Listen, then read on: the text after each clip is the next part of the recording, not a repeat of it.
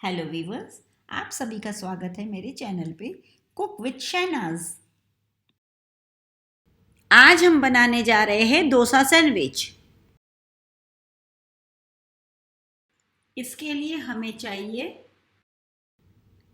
3 cup idli rice, 1 cup उड़द दाल, 1 tablespoon रवा, आधा cup shredded chicken, 1 tablespoon chilli flakes, 2 tablespoon mix bell pepper, 2 tablespoon हरी प्याज के पत्ते, 2 टीस्पून हरी चटनी, आधा कप श्रेडेड चीज़, नमक स्वाद अनुसार।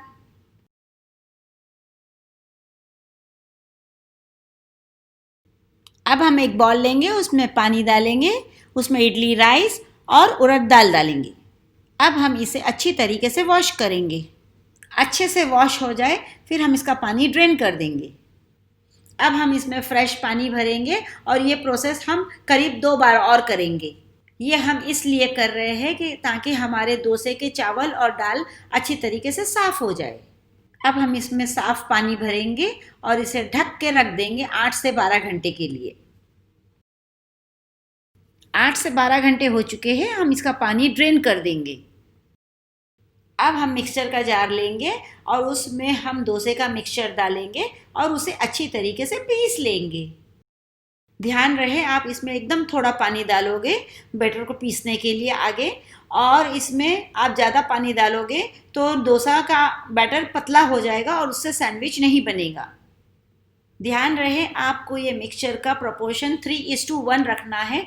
जिस कप से आप 3 कप चावल लेते हैं उसी कप से आप 1 कप उड़द दाल लेंगे।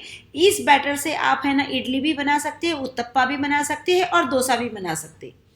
ये लीजिए, हमारा डोसा सैंडविच का बैटर तैयार हो गया है। अब हम इसे एक टोप में खाली कर लेंगे। अब हम इसे 8 से 12 घंटे के लिए रखेंगे फर्मेंटेशन होने के लिए। अगर आपको ये डिश ब्रेकफास्ट में बनानी है तो आपको इसको रात में पीस के एक गर्म जगह पर ढक के रख देना है। 8 से 12 घंटे हो चुके हैं। हम कुछ इस तरह का ग्रिलर लेंगे और उसे प्री हीट करके ऑयल से ग्रीस करेंगे। आपको ग्रिलर के दोनों साइड पे अच्छे से ग्रीस करना है। अगर आपके पास में बड़ा सा ग्रिलर नहीं है तो आप है ना सैंडविच मेकर का भी इस्तेमाल कर सकते हैं।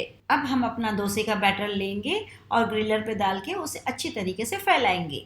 ग्रिलर पे डालने से पहले मैंने डोसे के बैटर में नमक और चिली फ्लेक्स डाल चुकी हूँ। ये मैंने इसलिए डाला है कि हमारे डोसे का बैटर हमें फीका ना लगे। आप ये सेम बैटर से इडली, डोसा और उत्तप्पा बना सकते हो। अब हम इस पे हमारे श्रेडेड चिकन डालेंगे। अगर आप वेजिटेरियन हैं तो आप अपनी मनपसंद की वेजिटेबल डाल सकते हैं और या फिर सिर्फ पनीर भी डाल सकते हो इसमें। अब हम इसके ऊपर हरी चटनी डालेंगे। अगर आपको हरी चटनी की रेसिपी चाहिए तो आप मेरे डिस्क्रिप्शन बॉक्स में देख सकते हो। अब हम इसके ऊपर मिक्स बेल पेपर डालेंगे। अब हम इसके ऊपर कटे हुए हरे प्याज के पत्ते डालेंगे। बेसिकली हम ये एक सैंडविच बना रहे हैं तो आपको अपनी जो मनपसंद चीज़ हो वो आप डाल सकते हैं इस सैंडविच में। अब हम इसके ऊपर चाट मसाला डालेंगे।